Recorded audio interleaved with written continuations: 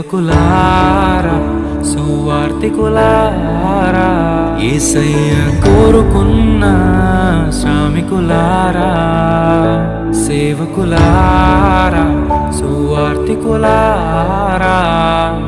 మీ మాదిరికై వందనము ఉన్నత పనికై మమ్మును పిలచిన దేవా మా కొరకై నీ ప్రాణం అర్పించితివి నీలో నిలచి ఉండుటే మా భాగ్యము నీ కొరకై జీవించెదము.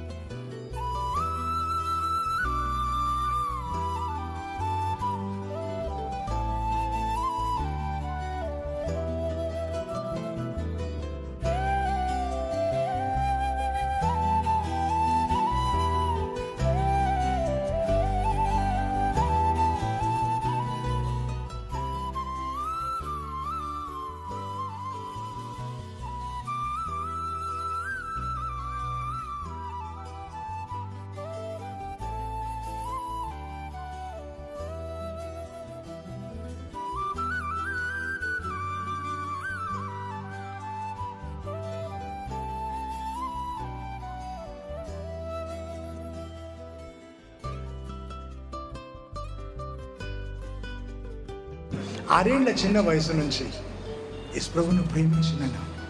నాకు 58 సంవత్సరాలు పూర్తయినాయి. ఈ క్షణం వరకు ఒక్కసారి కూడా దేవునికి దూరం పోలేదు, ఏ రీతిగా కూడా అపవిత్ర పడలేదు. దేవుని సాక్షి చెప్తున్నా కదా, బైబిల్ నా గుండె కానిచ్చుకొని దయ చెప్పిన అబద్ధం చెప్తే ఇక్కడే చేస్తా. నాకు ఆశ ఉంది, ఆయన చేయి పట్టుకుంది నా ఆశ. శక్తి ఆయన ఇచ్చినాడు, భాగస్వామ్యం ఇది. ఆశ నీ క్యాపిటల్, నీ సొంతం పెట్టుబడి. శక్తి దేవుడు ఇస్తాడు. నాకు సాయం చేసిన దేవుడు నీకు సాయం చేస్తాడు. నవ్వుకు మించి దీవించినాడు దేవుడు, ఇది మొదలంటున్నాడు. కలారా చూసిన వృద్ధుల్లాగా వచ్చి కౌడు తెచ్చుకున్నాడు, అదృశ్యమైపోయినాడు. ఎంత చేరదీసినాడు దేవుడు అని అనుకుంటా ఉంటే 4 ఏళ్ల క్రితం నా స్నేహితుడు అని పిలిచినాడు. నా పేరు కేడి శామ్యుల్. ఇది వరకు మరి అబ్రామ్ కేడీస్ ఎందుకు వస్తావా నా కుమారుడు అని నా ప్రాణం గురించి పరీక్షించుకున్నాడు దేవుడు. ఆ ఒడ్డుకు పోయినా దేవుడు పక్కగా నిలిచి చాలా మందికి పరిచయం చేస్తున్నాడు, గుర్తుంది కానీ వివరాలు మరిపించినాడు దేవుడు. గంభీరంగా దేవుని స్వరం వినిపించింది, వేకప్ మై సన్ అని. వెలుగు వచ్చింది, దేహం గట్టిగా అయిపోయింది. చచ్చినోడు దేహం గట్టిగా అవుతుంది కదా, ఎప్పటికో నా దేహం అదుపులోకి వచ్చింది. అప్పుడు అబ్రహాం అని పిలిచినాడు దేవుడు. అప్పుడు నా పేరు మార్చుకున్నా, పాత పేరు అంతా వెనకగా నెట్టేసిన, దేవుడు పిలిచిన పేరు ముందు పెట్టుకున్నా. లీగల్గా ఆఫీషియల్గా కూడా అంతా మార్చుకున్నా. మన సహకారం లేకుండా ఇచ్చేడు దేవుడు. నేను హత్తుకున్న దేవుని, నేను ఆశపడ్డా దేవుని కొరకు. దేవుని పొందు దొరికింది, దేవుని స్నేహం దొరికింది. ఈ జన్మకింత చాలు, ఎక్కడన్నా అడుగుల్లో కూడా పోయి ఉండొచ్చు. ఇంకేం లేదు, శేష జీవితం నాకు వేరే ఆశ లేదని నేను అనుకుంటుంటే నా ప్రేమ లోతులు నీకు తెలుపుతా అని చెప్పినాడు దేవుడు. సముద్రం లోతులు ఎగదగొడుతున్నాడు చూపించి ఏమంటున్నాడు దేవుడు, ఒడ్డులో నుంచి కొంచెం దూరం వచ్చిన లోతులు ఉన్నాయి, ఇంకా నాకు ఇప్పటికీ అంత చిక్కదు. ఇంత చేరదీసినాడు, అంత దీవించినాడు దేవుడు అని మురిసిపోయి చెప్తా ఉంటే, ఈ జన్మకి ఇంత చాలంటుంటే దేవుడు ఏమంటున్నాడు, హలో చిన్న పరిచయం ఇది అంటున్నాడు కదా, నా ప్రేమ లోతులు నీకు తెలుపుతా అన్నాడు. నేను ఆశపడితే దేవుని కొరకు మోకాళ్ళ మీద ఉండి బైబిల్ చదువుకున్న 100 సార్లు ముగించిన. దేవుని సంతోష పెట్టాలని ఆశ చిన్నప్పుడు ఉంది, ఇప్పుడు అంతకంటే వేరే ఆశ ఏం లేదు. ఈ మీటింగ్స్ని బట్టి కూడా దేవునికి ఉన్నత మహిమ కలగాలని ఆరాటం, అంత మించి ఇంకేం లేదు.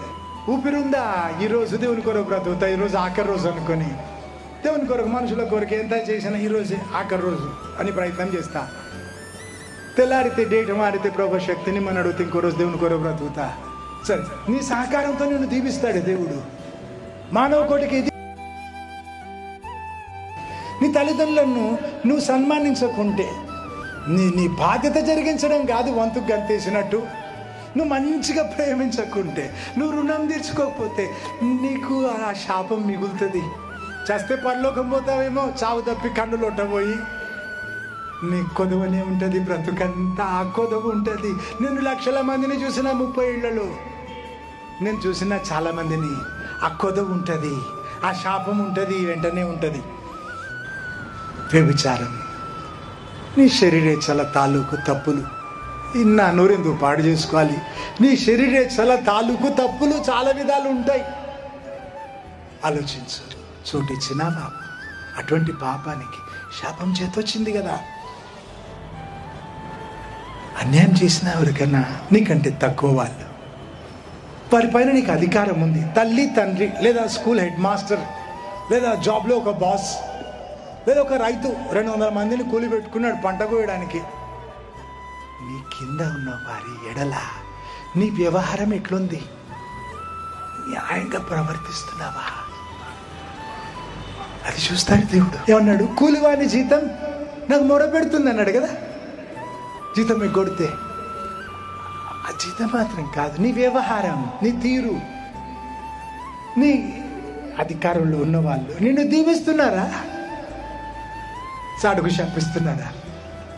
శపించే కారణాలు ఉంటే వాళ్ళకి నువ్వు అవకాశం ఇస్తే, నువ్వు అవకాశం లేకుండా చేసుకో. క్లిక్కయ్య ఏమన్నాడు? నేను ఎవరికైనా అన్యాయం చేస్తే 4 గంటలు చెల్లిస్తా అన్నాడు కదా. ఒకటి సారీ చెప్పడం కాదు, లేదు నేను దీవించేటట్టు చూసుకో. అబార్షన్ చేస్తూ ఉంటారు కదా, హత్య కాదా? మనిషిని చంపుతున్నారు కదా, గర్భంలో చంపితేమి చంపుతున్నారు, శాపమే కదా ఆ కుటుంబానికి. ఇర్మియా 17:5 మనిషిని ఆధారం చేసుకుంటూ కొన్ని వారాల నుంచి ఈ విషయం ధ్యానిస్తున్నాం, అడుగులు వేసిన రీతిగా. అందుకే దేవుని ఎడల ప్రతిస్పందన అని ధ్యానిస్తున్నాం. ఈ అంశం, ఇదే విషయం.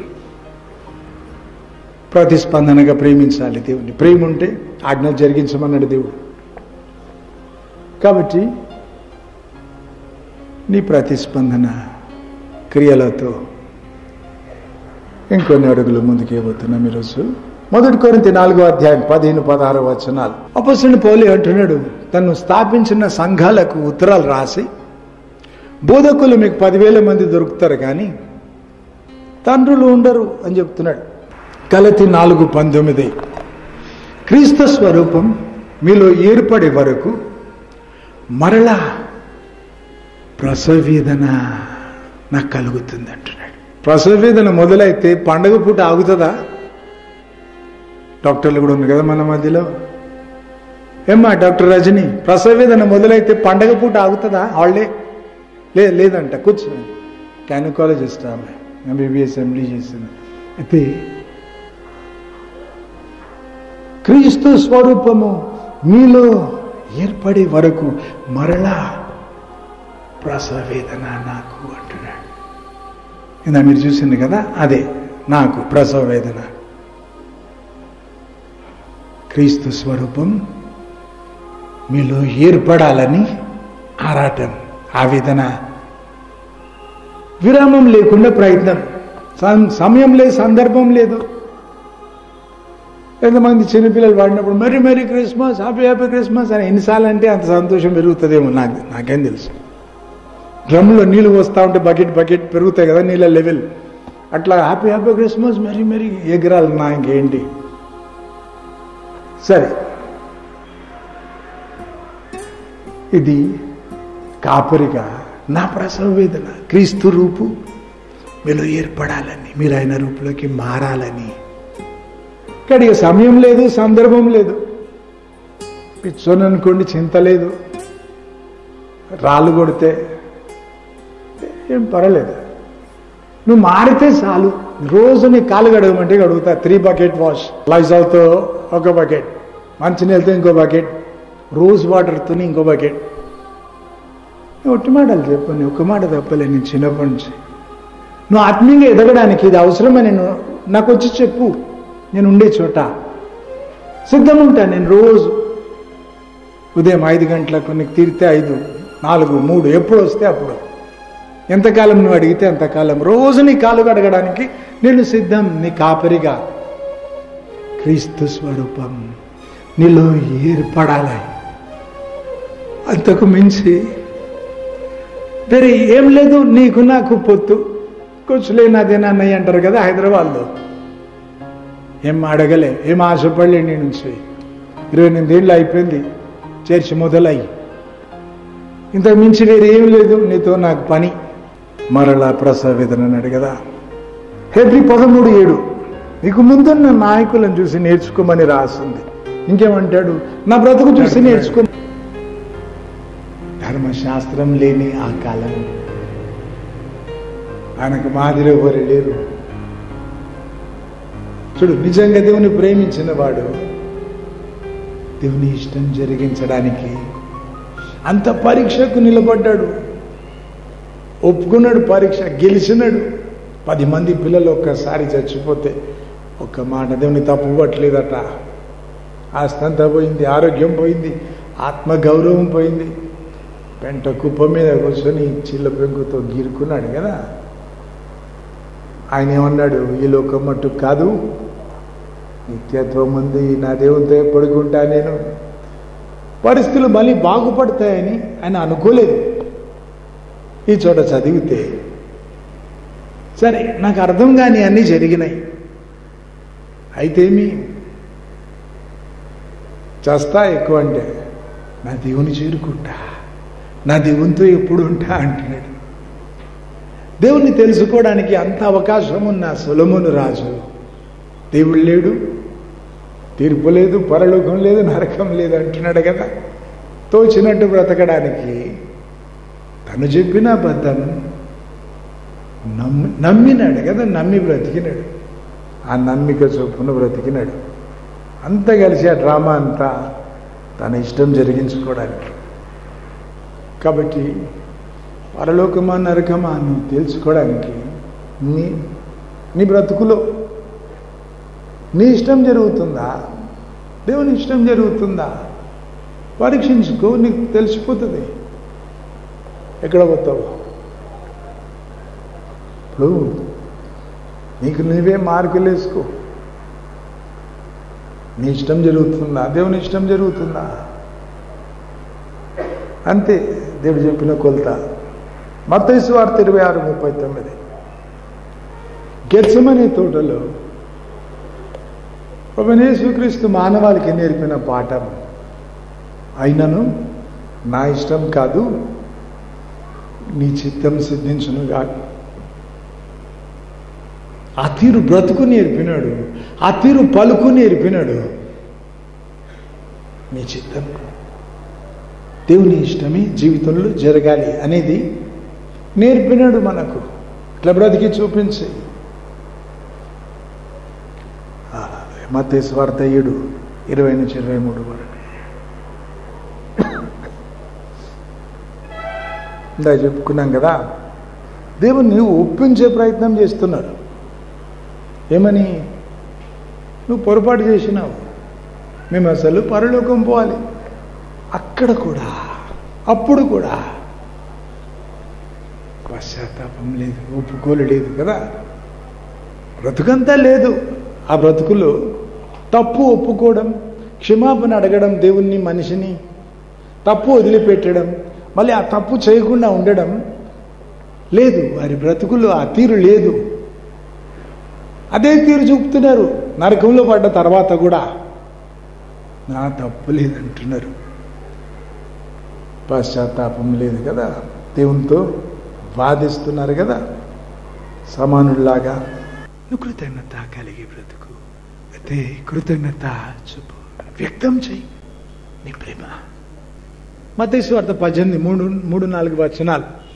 పసిపిల్లోనిలాగా తగ్గించుకుంటే వాళ్ళే పరలోకం పోతారట. ఏంటి? సరే, తగ్గింపు విషయం. ఇంకేంటి?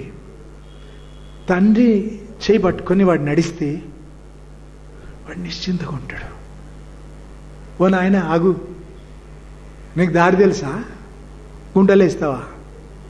యాడికి దొరకవచ్చును అడుగుతాడా? చేయి పట్టుకున్నాడంటే ఒక చిటిక నీరు చేతి నిండా వస్తుంది. నమ్ముతాడు, తండ్రిని పూర్తి నమ్ముతాడు కదా. లారీ వస్తుంది చూసుకో చెప్పాడు కదా. ఇక వాడికి భయం ఉండదు, బాధ ఉండదు. ఆడుతూ పాడుతూ పోతాడు తండ్రి అంట. అదే నువ్వు పసిపిల్లోడిలాగా, పసిపిల్లోడు తన్ని నమ్మినట్టు నువ్వు దేవుని నమ్మితే తప్ప పరలోకం పోవట. ఇంకేంటి హెచ్చులైంది గొప్పలైంది, నాకు అంత వాక్యం తెలుసు ఇంత. సరే, ఆది కాండ నుంచి ప్రకటన వరకు నీకు అంతా తెలిసినాక నరకంలో పడితే అసలు పిసల్గాయ అంటారు కదా హైదరాబాద్లో. దీనికి ఎందుకొరకు నువ్వు పరలోకమే పోకుంటే వాక్యం తెలుసు అంటావా? మొన్న అలా ప్రేమించమన్నాడు కదా ప్రభు, అనుకున్నావా ప్రేమించాలని? నీకు రాలేదా వ్యక్తం చేయడం? ఏం చెప్తావు అప్పుడు? సరే, నువ్వు తెలిసిన వాక్యం జరిగించు, మొదలుపెట్టు. 2 దినవృత్తాంతములు 16:9. దేవుని కండ్లంట లోక సంచారం చేస్తాయట. ఎందుకు? దేవుని నమ్మి బ్రతికే వాళ్ళను ఆదుకోవడానికి, కరువులో కాపాడడానికి, వారిని దీవించి గొప్ప చేయడానికి వాళ్ళ మీద మనసు పెడతాడట, వెతుకుతాడట భూమంతా. దేవుని నమ్మి బ్రతికే వాళ్ళ కొరకు నువ్వు ఉంటావా? ఆయన దృష్టిలో పడతావా? మరి నా గొప్ప అంటావా? నా చదువు, నా తెలివి అంటావు? సంపాదనకు సామర్థ్యం దేవుడిస్తాడు. ఒప్పుకో మాట, దేవునికి కృతజ్ఞతలు చెల్లించు. యెషయా 57:15. యెహోవా మహోన్నతుడైనను మహోన్నత స్థలాల్లో నివసించువాడైతే కూడా విరిగి నలిగిన హృదయం గలవారితో ఉంటాడు దేవుడు అని రాసింది. ఎట్లా? విరిగి నలిగిన హృదయం అంటే ఏంటి? నీకు అర్థం కావడానికి త్వరగా చెప్తాను. విరిగి నలిగిన హృదయం. దావీదున్నాడు, సొలొమోను ఉన్నాడు, రాజులిద్దరు. నువ్వు చెప్పు, విరిగి నలిగిన హృదయం ఎవరికి ఉంది? దావీదుకా, సొలొమోనుకా? అరిచి చెప్పరాదా?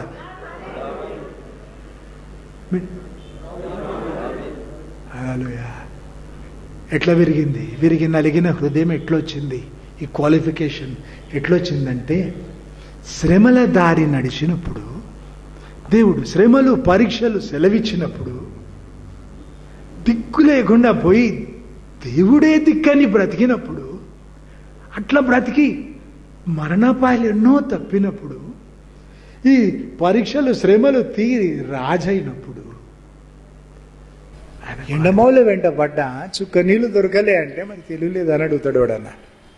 ఎండమౌలో నీళ్లుంటాయా? మనుషుల దగ్గర ఆదరణ దొరకదు, వెతకకు. నేనే అన్నాడు ప్రభు. ఆయన స్థలం ఇంకెవరికి ఇవ్వకు. దేవుడే మనకు పెద్ద దిక్కు, ఇంకెవరు సరిపోరా స్థలం, ఇంకెవరికి ఇవ్వకు. ఆదరించేవాడు దేవుడే. చెప్పుకో ఆయనకు, ఆదుకుమని అడుగు. నేను తాలుకోలేకపోతున్నా, నా శక్తి సరిపోవడం లేదు ప్రభా. యోహాను పత్రిక 4:16. అపోస్తలుడైన యోహాను యేసు ప్రభు శిష్యుడు. ఆయన ఎదకు ఆనుకున్నాడు. ఆయనకు అది బిరుదు, యేసు ప్రేమించిన శిష్యుడు. ఆయన ఎద మీద ఆనుకున్నవాడు అని పేరు. ఎద మీద ఆనుకుంటే ఊరుకున్నాడు యేసు ప్రభు. దేవుడు కదా ఆయన, అంత దగ్గర రానిచ్చినాడు కదా. మెలకువలో నాకు కనబడ్డాడు. బైబిల్ చదువుకుంటుంటే చాలా ఏళ్ళ క్రితం. ముసలాయిన్లాగా అంతెత్తులా ఉన్నాడు. తెలుపు ఎరుపు రంగు కలిసి ఉంది. తెల్ల గడ్డం భూమి మీద ఆనుతుంది. చిరునవ్వు నవ్వుకుంటే, నువ్వు ఇక్కడ రా అని పిలిచినాడు. మతిపోయింది, అసలు ఏం జరుగుతుందో అర్థం కాకముందే. వచ్చింది దేవుడని నాకు అర్థం కాకముందే నువ్వు ఇక్కడ రమ్మని చిరునవ్వుతో పిలిచినాక ఆయన పరిగెత్తి వచ్చి నన్ను కౌగిలించుకున్నాడు, ఎదగా హత్తుకున్నాడు. వీపులో నిమురుతూ నేను నీకు నేర్పిస్తానన్నాడు. దేవుడు అదృశ్యుడిగా. ప్రభు రాకడ గురించి మాట్లాడుకుందాం. మరి ఆ ఒడ్డుకు ఎంత వేసుకున్నావు, ఆ విషయం మాట్లాడుకుందాం. పై సంపద ఉందా నీకు? ఉండాలి కదా. ఎట్లా వచ్చినాం అట్లా వెళ్ళిపోతాం కదా. తల్లి గర్భం నుంచి వచ్చినట్టే ఒకరమే వచ్చినాం. ఏం తీసుకురాలేదు, ఏం తీసుకోబోము కదా. పరలోకపు విలువలు వేరు కదా. మనుషుల దృష్టికి చాలా ఘనమైనవి, దేవునికి అసహ్యమట. దేవుని దృష్టికి ముఖ్యమైనవే అక్కడ వస్తాయి కదా. నువ్వు బ్రతికే బ్రతుకు దేవుని కొరకు. దేవుని కొరకు నువ్వు పడిన ప్రయాస ఏం చేసినావు? దేవుని కొరకు గీత పడ్డదా? చుక్క రక్తములు కింద ఏం చేసినావు? దేవుని కొరకు ఏం చేసినావు? ఇహమందు హింసలతో పాటు 100 రెట్లు ఇస్తా అన్నాడు దేవుడు, నిత్య జీవం ఇస్తా అన్నాడు. ఏమి హింసపడ్డావు దేవుని కొరకు? సాక్ష్యం ఇస్తున్నావా? సాక్ష్యం ఇచ్చినందుకు ఏమైనా కష్టపడ్డావా? దేవుని కొరకు ఏమైనా వదిలిపెట్టినావా? ఏం విడిచిపెట్టినావు? నువ్వు ఏం చేస్తున్నావు దేవుని కొరకు? దేవుని కొరకు బ్రతికిన బ్రతుకు, దేవుని కొరకు చేసే పనులు ఆవడ్డుకు వస్తాయి కదా, పై సంపద. ఒక్కొక్కడు వేరే దేశం పోయినప్పుడు పోయి ఫుట్బాల్ ఆడుకోడు, అక్కడ సమయం అంతా సరిగా వాడతాడు, ఓవర్ టైం పని చేస్తాడు, సంపాదించుకొని తన దేశం పంపుతాడు. ఆ డబ్బు ఈ దేశంలో చెల్లదు కాబట్టి తర మార్చుకుంటాడు, తన దేశంలో ఇల్లు కొనుక్కుంటాడు, కట్టుకుంటాడు, తోట కొనుక్కుంటాడు, పొలం కొనుక్కుంటాడు, వచ్చి అనుభవిస్తాడు తన కష్టార్జితం, ఆ ఫలం అనుభవిస్తాడు కదా. అట్లాగే కదా పరదేశులం, యాత్రికులం. ఏ క్షణము మన అంతం. నేనైతే ఈరోజు ఆఖరి రోజు అనుకొని బ్రతుకుతా. ఏం చేసినా దేవుని కొరకు, మనుషుల కొరకు ఇప్పుడు ఈరోజే అనుకుంటా, రేపు నాది కాదనుకొని బ్రతుకుతా. అలాగే అతను దేవుని ఆధీనం ఏదో సేవ పెంచుకోవాలని దిక్కుమాలిన ప్రయత్నాలు ఎప్పుడు చేయలేదు నేను. లేదు, దేవుడు చెప్పిన పని చేస్తే చాలు, అది దేవుని సేవ, అంత నాకు తెలుసు. కాబట్టి మరి ఆ ఒడ్డుకు నేను చాలా వేసుకున్నా. వివరాలు కొన్ని చెబుతా మీకు ఈరోజు. నీ గురించి ఆలోచించు. ఆ ఒడ్డుకు ఏం వేసుకున్నావు? పరలోకపు విలువలు వేరు. ఇక్కడ ఘనంగా ఎంచబడినవి దేవునికి నీచమైతే అక్కడ రావు కదా. ఆ ఒడ్డుకుందా నీకు పై సంపద అనే విషయం ఈరోజు ధ్యానించబోతున్నాం కలిసి. దానికి ముందు ప్రభువు అక్కడ ఎంత దగ్గర ఉందో నీకు అర్థం కావడానికి ఈ విషయాలు చెబుతున్నాను. కొన్నేళ్ల క్రితం ఇజ్రాయెల్ దేశానికి చెందిన ఒక యవనస్తు, 15 సంవత్సరాల పిల్లోడు, నాతాన్ ఆయన పేరు. ఆ 15 సంవత్సరాల పిల్లోడు చనిపోయి మళ్ళీ బ్రతికినాడు. చనిపోయిన సమయంలో దేవుడు తన ఆత్మను తీసుకెళ్ళినాడు, పరలోకం తీసుకెళ్ళి ప్రభు తనకు చూపించినాడు యేసు క్రీస్తు రెండవ రాకడ గురించి. మధ్యాకాశంలో ఆయన సంఘం కొరకు రావడం, ఆ తర్వాత ఇజ్రాయెల్ జాతి కొరకు ఓలివల కొండ మీద వచ్చి పాదాలు నిలపడం, తనకు దేవుడు చూపించినాడు జరగబోయేవన్నీ. 3వ ప్రపంచ యుద్ధం గురించి కూడా.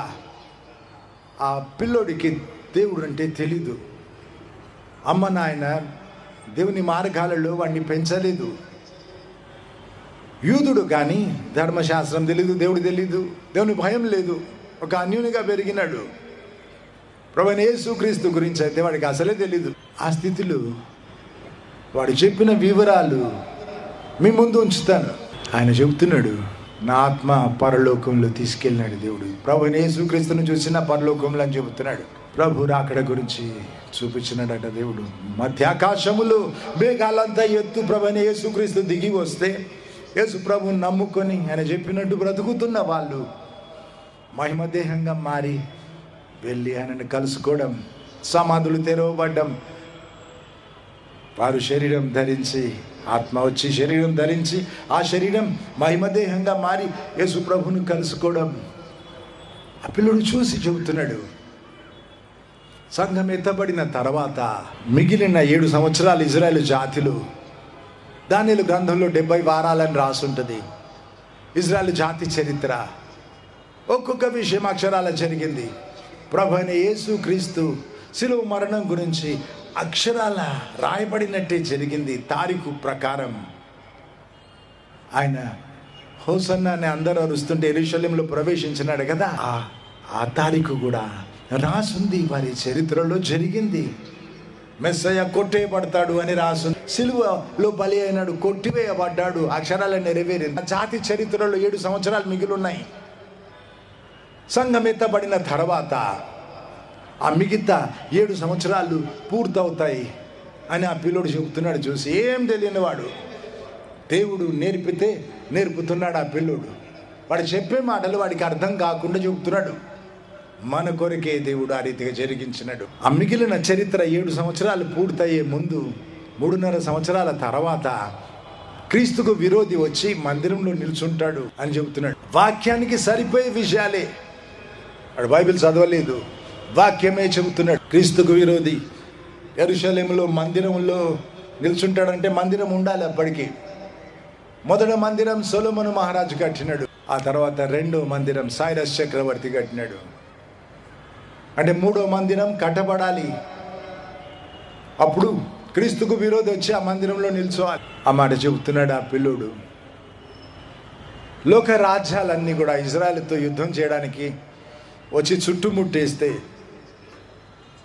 యుద్ధం మొదలైతే ఇజ్రాయెల్ దేశం 2 రోజుల్లో ఓడిపోతుంది అని చెబుతున్నాడు.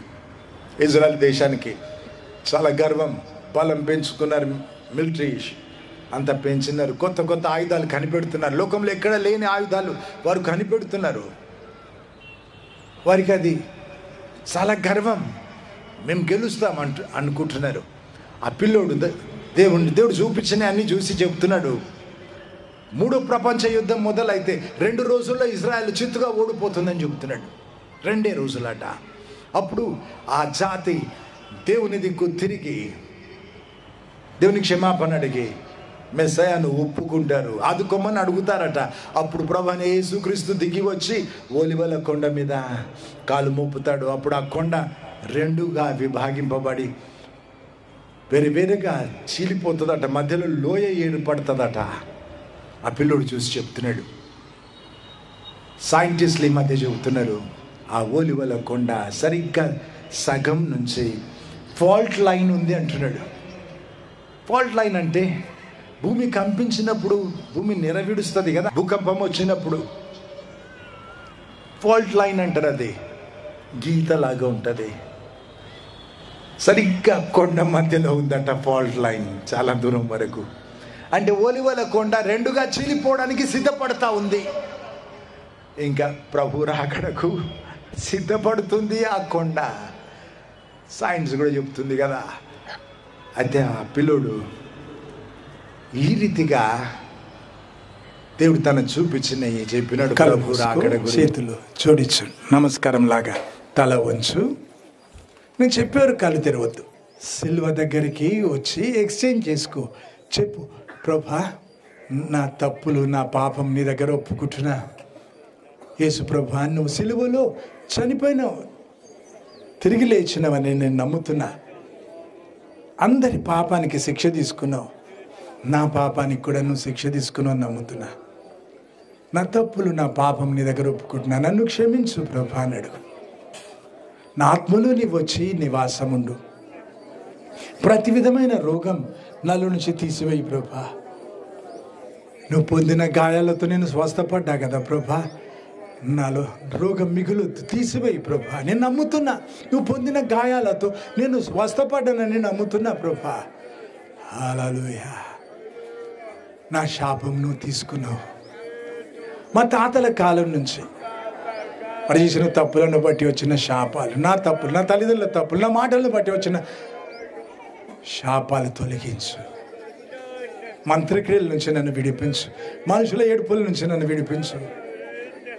నీవు మోపని ప్రతి కాడి తీసివేయి ప్రభా. నా నుంచి, నా కుటుంబం, నా సంఘం సేవ నుంచి తీసేయి. హల్లెలూయా. నా దారిద్ర్యం నువ్వు తీసుకున్నావు కదా ప్రభా, నన్ను దీవించు, నా సరిహద్దులు విశాలపరచు.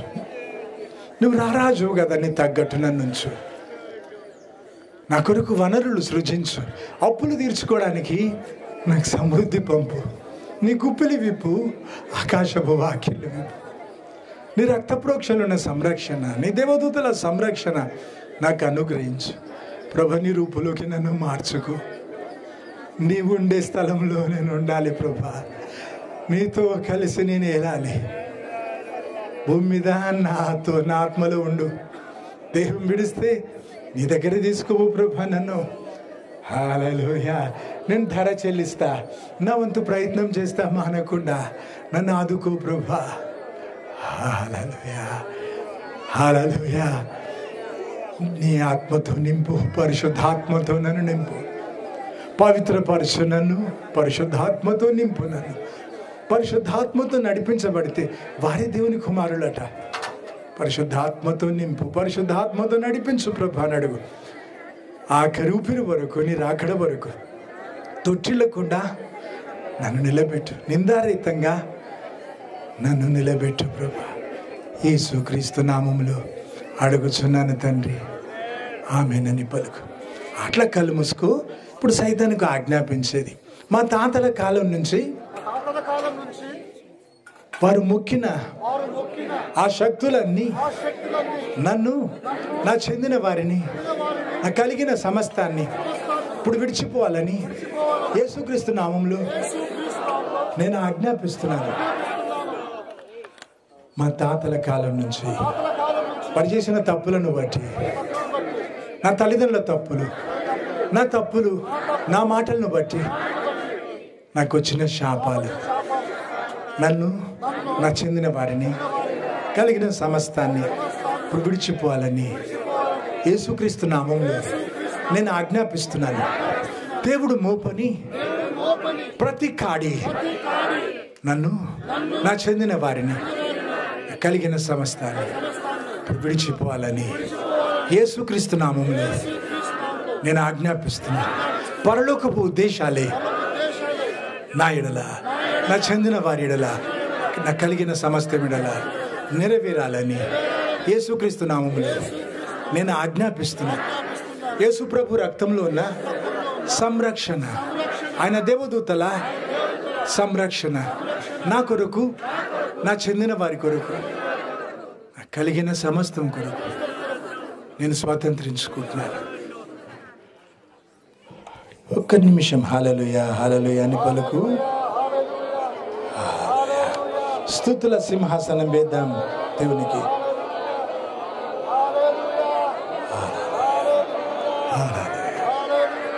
మన జీవ ఫలం అర్పిద్దాం మన దేవునికి. ఇప్పుడు పలుకు. మంత్రక్రియలన్నీ నన్ను, నా చెందిన వారిని, కలిగిన సమస్తాన్ని ఇప్పుడు విడిచిపోవాలని యేసుక్రీస్తు నామములో నేను ఆజ్ఞాపిస్తున్నాను.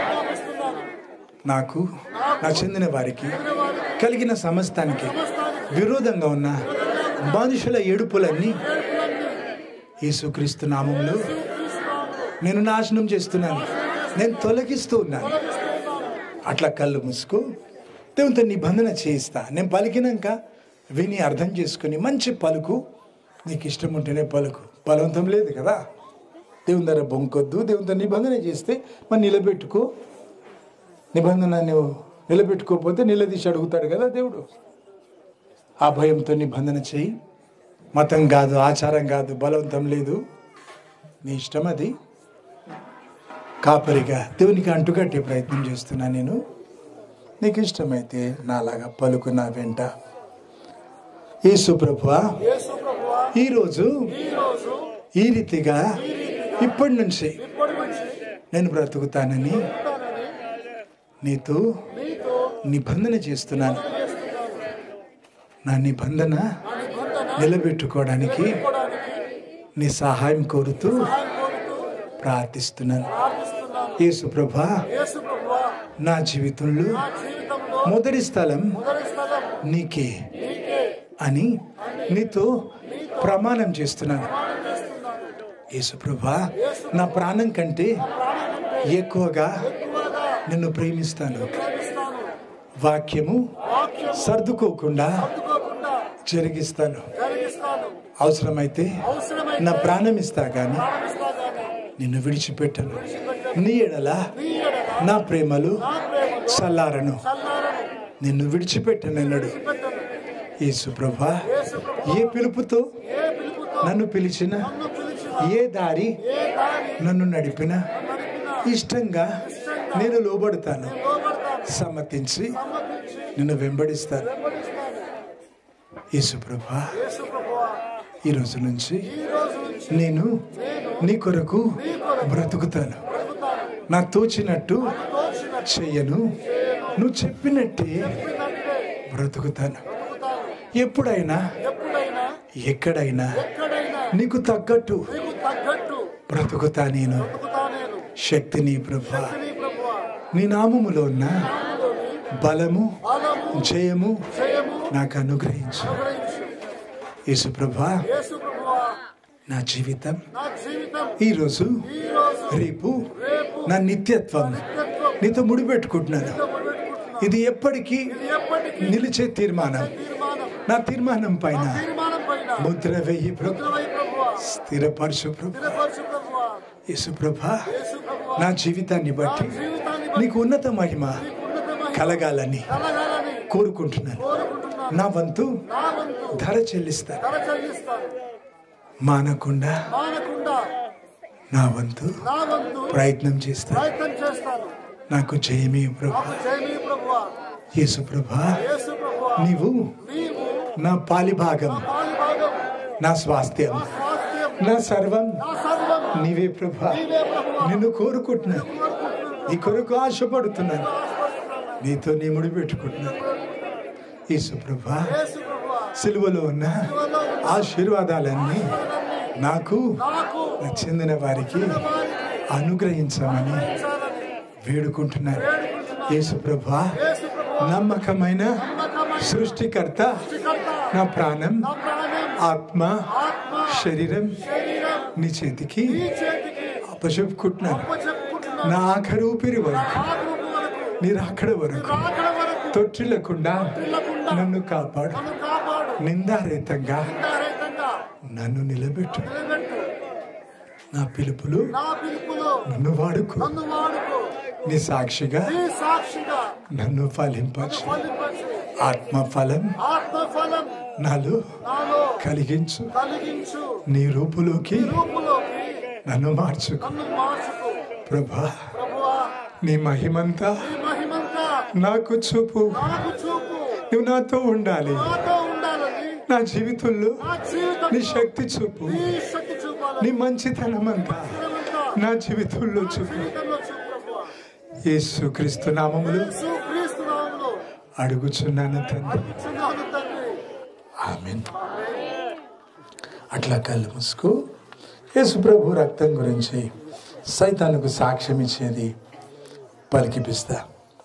ప్రకటన గ్రంథంలో గట్టి పలుకు. ప్రకటన గ్రంథంలో 12:12 రాయబడిన రీతిగా గొర్రెపిల్ల రక్తాన్ని బట్టి, తమిచ్చిన సాక్ష్యాన్ని బట్టి వారు అపవాదిని జయించిరి అని రాయబడి ఉంది. కాబట్టి సైతానా, యేసు ప్రభు రక్తం గురించి నేను నీకు ప్రకటిస్తున్నాను. కొలస్సీ 1వ అధ్యాయం 14వ వచనంలో రాయబడిన రీతిగా యేసు ప్రభు రక్తంతో నన్ను విమోచించినాడు. ఆయన నా పాపం క్షమించినాడు. కాబట్టి సైతానా, నా పైన, నా చెందిన వారి మీద, నా కలిగిన సమస్తం మీద నీకు ఎటువంటి హక్కు లేదు, ఎటువంటి అధికారం లేదు. యేసుక్రీస్తు నామములో నీకు ఆజ్ఞాపిస్తున్నాను. నన్ను, నా చెందిన వారిని, మా కలిగిన సమస్తాన్ని ఇప్పుడు విడిచిపోమ్మని, ఇంకెప్పుడు మా దగ్గర రావద్దని యేసుక్రీస్తు నామములో నీకు ఆజ్ఞాపిస్తున్నాను. రోమా 5:9 రాయబడిన రీతిగా ఆయన రక్తాన్ని బట్టి నీతిమంతునిగా ప్రభు నన్ను తీర్చినాడు. కాబట్టి సైతానా, నా మీద, నా చెందిన వాళ్ళ మీద, కలిగిన సమస్తం మీద నీకు ఎటువంటి హక్కు లేదు, నీకు అధికారం లేదు. కాబట్టి మమ్మల్ని విడిచిపోమ్మని, మా కుటుంబాలు విడిచిపోయినాం, మా సంఘం సేవ విడిచిపోయినాం, ఇంకెప్పుడు మా దగ్గర రావద్దని యేసుక్రీస్తు నామములో నీకు ఆజ్ఞాపిస్తున్నాను. 1 కొరింథీ 6వ అధ్యాయం 13 నుంచి 20 వరకు రాయబడిన రీతిగా గొర్రెపిల్ల రక్తాన్ని బట్టి యేసు ప్రభు తన రక్తం ఇచ్చి నన్ను కొనుక్కున్నాడు. నన్ను యేసు ప్రభువుకు మందిరముగా మార్చుకున్నాడు. కాబట్టి సైతానా, నా మీద, నా చెందిన వాళ్ళ మీద, నా కలిగిన సమస్తం మీద నీకు ఎటువంటి హక్కు లేదు, అధికారం లేదు. కాబట్టి నన్ను, నా చెందిన వాళ్ళను, మా కలిగిన సమస్తాన్ని ఇప్పుడు విడిచిపోమ్మని, ఇంకెప్పుడు మమ్మల్ని ముట్టొద్దని యేసుక్రీస్తు నామములో నీకు ఆజ్ఞాపిస్తున్నాను.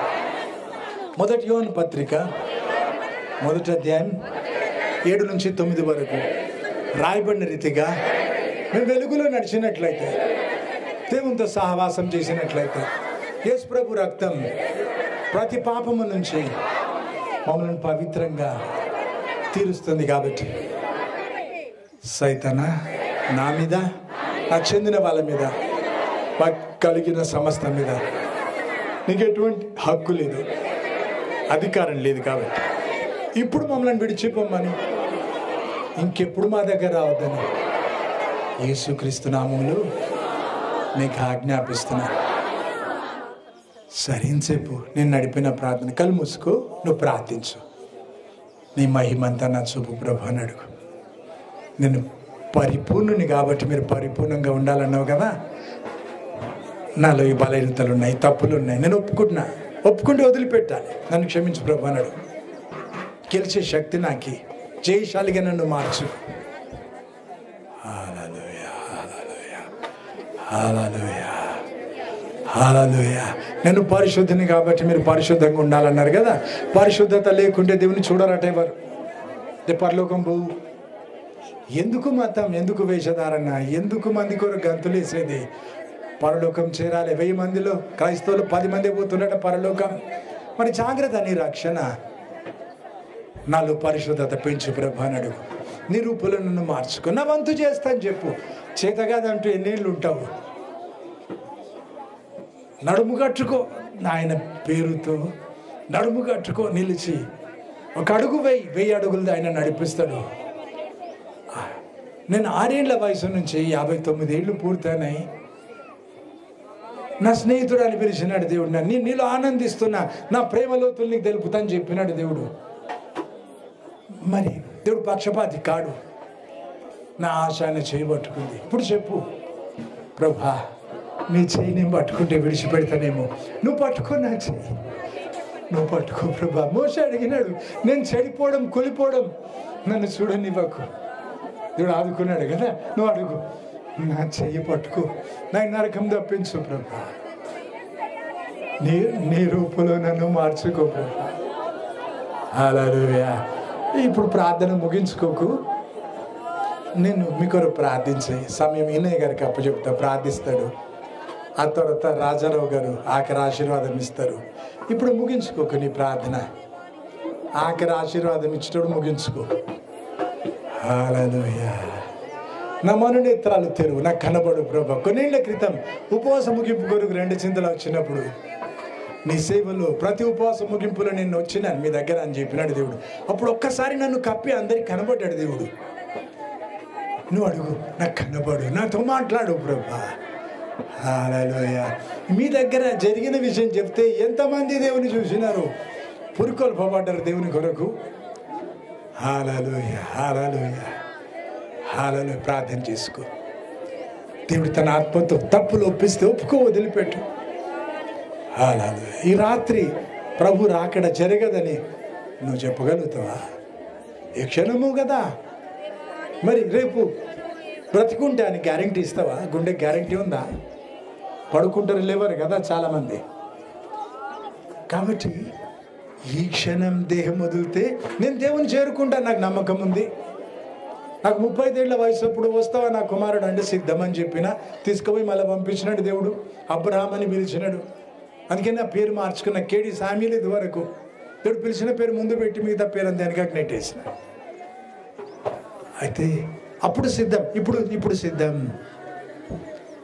నీవు అట్లా బ్రతకాలి కదా. అది మన పిలుపు, అది మన బ్రతుకు. చెప్పు, అసిద్ధపాటుతో నేను బ్రతుకుతా, నా వంతు చేస్తాను చెప్పు. హల్లెలూయా. మతం కాదు కదా దేవుడు నేర్పింది, మార్పు కోరినాడు. హల్లెలూయా, హల్లెలూయా. ప్రభా దయచూపు, నాయన స్వస్థపరచు, దీవించు, జీవితాలు మార్చు, నిరుపులు మార్చుకున్నాడు. నరకం తప్పించు ప్రభా. సాక్షులుగా ఫలింపచ్చు, నీ పిలుపులు వాడుకో. యేసుక్రీస్తు నామములో అడుగుచున్నాను. In the name of Jesus Christ of Nazareth, I bind and break the power of Satan, every false spirit, every witchcraft power, the power of every disease, every curse, and the curse of poverty, and all the power of hell inside of this people, their house, their family, the work of their hands, their property, their home, and their future. In the name of Jesus, I release the blessings of God for this people. In the name of Jesus, I release the blessings of God for this people, the family, the clans and fathers, mothers, husbands, wives, sons. They need to place on the people of those places now. In the name of Jesus, I command healing, health, and peace for this people. In the name of Jesus, I bless this people, the family, and the future. In the name of Jesus, I bless this people.